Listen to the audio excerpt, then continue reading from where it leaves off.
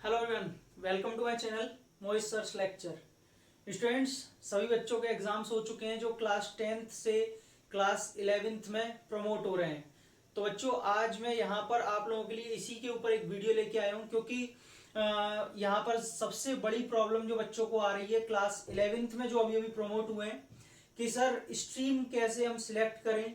मेरे पास बहुत सारे मैसेजेस भी आ रहे हैं, बच्चे पूछ रहे हैं, कमेंट्स में भी पूछ रहे हैं कि सर अब हम लोगों ने 10th के एग्जाम्स दे दिए हैं, हम लोग 11th में आ चुके हैं, तो हम अपनी स्ट्रीम को कैसे चूज करें, मतलब क्या बेसिस रहना चाहिए या सिलेक्ट करने के लिए हमें कौन कौन सी चीजें देखनी चाहिए। तो बच्चों, आज हम इसी के ऊपर डिस्कस करेंगे कि आपको कौन कौन से फैक्टर्स देखने चाहिए या फिर आपको 11th में स्ट्रीम कैसे चूज करनी चाहिए, साइंस, कॉमर्स या फिर आर्ट्स, जिसे हम ह्यूमैनिटीज भी कहते हैं।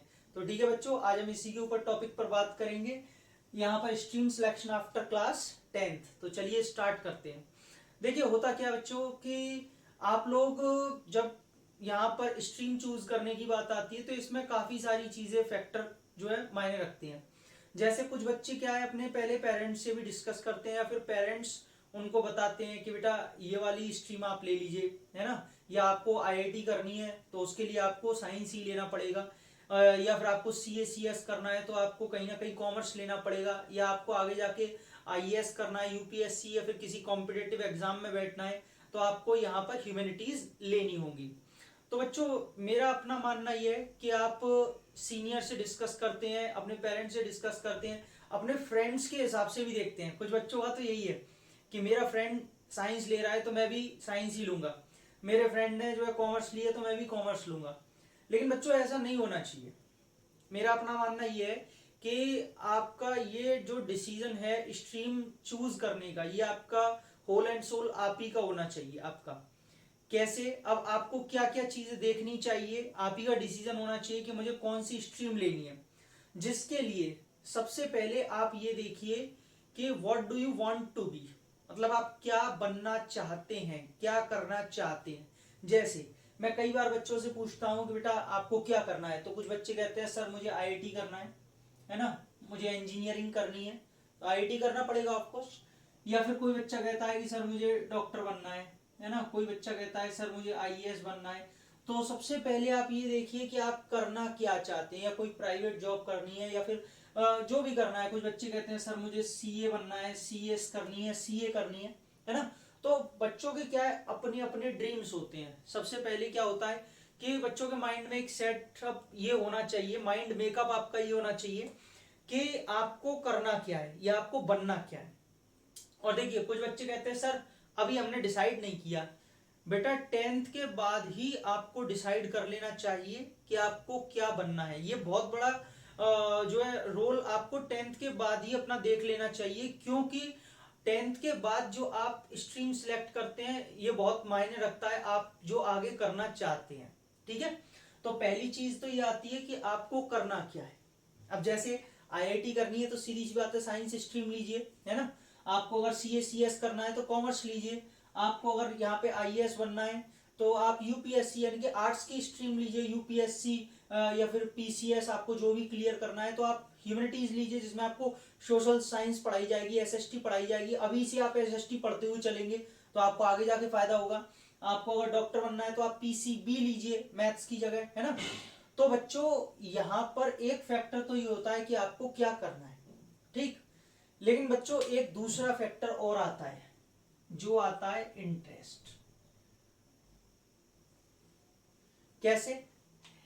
यहां पर सबसे बड़ी चीज तो यह है कि आपको किस सब्जेक्ट में इंटरेस्ट है। ठीक है, इंटरेस्ट मेरे हिसाब से इससे भी ज्यादा बड़ा फैक्टर है। कैसे? देखिए, मान लीजिए कोई बच्चा है, उसको यहां पर जो है सीएस करने का मन है, लेकिन उसको कॉमर्स समझ में ही नहीं आती, या फिर कॉमर्स की चीजें उसको पढ़ने में इंटरेस्ट ही नहीं है। या एक छोटा सा और एग्जांपल ले लेते हैं, सपोज कि वो आईएएस बनना चाहता है, ठीक है, यूपीएससी की तैयारी करना चाहता है, लेकिन उसको एसएसटी सब्जेक्ट में बिल्कुल भी इंटरेस्ट नहीं है, सोशल साइंस नहीं पढ़ सकता।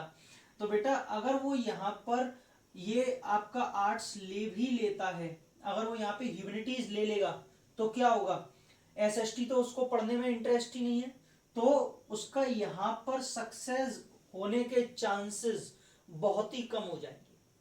क्योंकि अगर आप किसी चीज को, किसी सब्जेक्ट को इंटरेस्ट के साथ नहीं पढ़ोगे तो फिर उसमें आप डेडिकेशन के साथ में कैसे आप आगे कुछ कर पाओगे, है ना। आपका मन ही नहीं करेगा वो पढ़ने का। अब कुछ बच्चे यहाँ सोच रहे होंगे सर इंटरेस्ट का कैसे मालूम चले कि हमें किस में इंटरेस्ट है। कुछ बच्चे ये भी पूछ लेते हैं।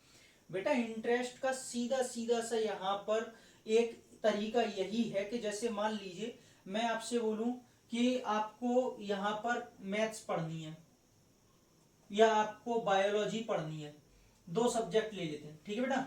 तो एक है, मान लीजिए मैंने आपको कहा भैया मैथ्स पढ़नी है आपको। अब आप उसमें एक्सक्यूज दे रहे हैं, अभी पढ़ लूंगा, अभी मन नहीं है, या फिर अभी थोड़ा कोई भी एक्सक्यूज दे रहे हैं, अभी थोड़ा रेस्ट कर रहा हूं, मेरे से हो नहीं पा रहा है। लेकिन अगर उसी की जगह मैंने आपसे कहा कि बेटा बायोलॉजी पढ़ लीजिए, बायोलॉजी सब्जेक्ट, आपको अगर मैं बोलूं कि इसको आप रात में 12 बजे भी पढ़ने बैठ जाइए तो भी आप बायोलॉजी अगर पढ़ पा रहे हैं, कहने का मतलब रात के 12 से, मेरा एक एग्जांपल है छोटा सा, आपको कभी भी बोला जाए कि बायोलॉजी पढ़िए और आपका हमेशा मन रहता है, आपको इसको एक्सप्लोर करने में मजा आता है, आपको इसको डेप्थ में पढ़ने में मजा आ रहा है, तो सीधा सीधा सी बात है कि आपको बायो में इंटरेस्ट है। मतलब रोट लर्निंग नहीं होनी चाहिए, आपको उसको पढ़ के मजा आए, आपको इंटरेस्ट आए। जब आप उस सब्जेक्ट को पढ़ रहे हैं तो आपको ये नहीं लगना चाहिए कि कितना टाइम पढ़ लिया मैंने। आप पढ़ते जा रहे हैं, डेप्थ में उसकी चीजों को और देख रहे हैं और उसके बारे में ज्यादा से ज्यादा गूगल पे या किताबों से ज्यादा सर्च कर रहे हैं, उसमें इंटरेस्ट ले रहे हैं, उसमें प्रैक्टिकली सोच रहे हैं। तो बेटा उसी से पता चलता है कि आपको किस सब्जेक्ट में इंटरेस्ट है। और इंटरेस्ट डेवलप होना या इंटरेस्ट किसी सब्जेक्ट में होना, ये सबसे बड़ा फैक्टर है आपको क्या बनना है उससे भी बड़ा। क्योंकि मैंने वही फिर से एग्जांपल आपको करना, यहां पर मान लीजिए जो है आईआईटी है, लेकिन आपको साइंस में बहुत ही कम इंटरेस्ट है या आपको मैथ्स बहुत ही वीक है। करना आपको आईआईटी है लेकिन मैथ्स आपकी बहुत वीक है, तो बच्चों फिर काम कैसे होगा जब आपकी मैथ्स बहुत वीक है। और वीक छोड़िए, वीक को तो आप एक बार को स्ट्रॉन्ग कर सकते हैं, लेकिन आपका इंटरेस्ट ही नहीं है मैथ्स पढ़ने में, आपको तो पढ़ने में अच्छी लगती है कॉमर्स या बायो, तो कैसे आप आईआईटी कर सकते हैं या कैसे कर पाएंगे। अगर आप तैयारी भी करेंगे तो वो रिजल्ट नहीं मिलेगा आपको जो आप चाहते हैं। तो बेटा यहां पर जो आपको स्ट्रीम सिलेक्शन करना है, सबसे पहले आप ये देखिए कि आपका इंटरेस्ट किस में है। मेरा एक पॉइंट आपके लिए ये है, सबसे मेजर फैक्टर जो मैं समझता हूं कि आप ये देखिए कि आपका इंटरेस्ट किस में। अगर आपका बायो में इंटरेस्ट है, आपका मैथ्स में इंटरेस्ट है, या आपका एसएसटी में इंटरेस्ट है, या आपका कॉमर्स में इंटरेस्ट है, तो सबसे पहले आप इंटरेस्ट को देखकर चलिए। क्योंकि जब आपका इंटरेस्ट किसी सब्जेक्ट में होगा तो बेटा आप उसको दिन रात पढ़ सकते हैं। दिन रात से मेरा मतलब है ज्यादा टाइम तक पढ़ सकते हैं किसी और सब्जेक्ट के कंपैरिजन में, है ना। अगर आपका बायो में इंटरेस्ट है तो आप 10 घंटे बायो पढ़ेंगे, लेकिन अगर मैथ्स में नहीं है तो 2 घंटे में भी आप एक्सक्यूज देने लग जाएंगे, तो क्या होगा, आपका टाइम कम देंगे, आप उसको मन से नहीं पढ़ेंगे, तो आपके उसमें एग्जाम को क्रैक करने के चांसेस भी कम हो जाएंगे। तो फर्स्ट ऑफ ऑल आप ये देखिए कि आपका इंटरेस्ट किसमें। उसके बाद में अगर ये दोनों चीजें आपकी मिल जाती हैं, जैसे सपोज मान लीजिए आपको सीए सीएस करना है, ठीक है, सीए करना है और आपको कॉमर्स पढ़ने में भी मजा आता है, तो इससे बेहतरीन तो कुछ है ही नहीं। फिर तो मतलब बहुत ही बढ़िया बात है कि आपका इंटरेस्ट भी उसी में है जो आपको करना है, फिर तो बहुत ही अच्छा है। बिल्कुल सोचने की जरूरत नहीं है, किसी से आपको सलाह लेने की जरूरत भी नहीं है, आप वही कीजिए जो आपका इंटरेस्ट है और जो आपको करना है। अगर ये दोनों मीटअप करते हैं तो बहुत ही अच्छी बात है, ठीक है ना बच्चों।